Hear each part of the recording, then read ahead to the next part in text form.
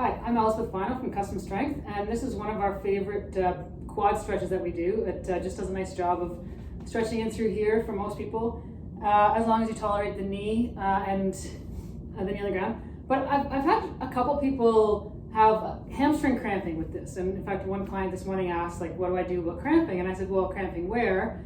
And he pointed, to the back of his leg, and I'm like, it's a little surprising because really the hamstring should not really be doing much here. But I think what happens sometimes is that for some people, for whatever reason, their brain kind of sends a signal like, whoa, I don't want to get that much stretch in the quad, so I'm going to turn on the hamstring to prevent that, to get that going, and it's going to, and so that's why you end up getting this cramping. This is my theory. So what I've done in both cases, and it's worked very successfully, is just, I think it's a sign that it's too much of a stretch for that person. So if you just reduce the range, there we go. So now for us, we just add a riser, and now it's less of a stretch.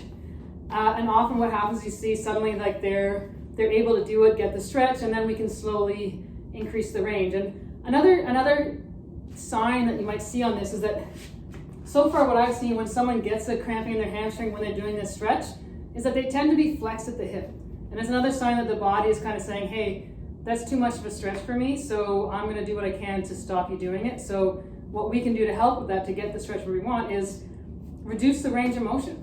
Quite simple, and then let them kind of relax into the stretch. Maybe let them unflex the hip, and then once they've done that, we can either, if it's getting to the point where it's not much of a stretch, reduce the riser, or if it's still a great stretch, then keep it as it is. So give this a try. If you've ever seen someone get a hamstring cramping while trying to do a quad stretch, it may be just a bit of a protection, and you've just got to find a way to make it easier for them.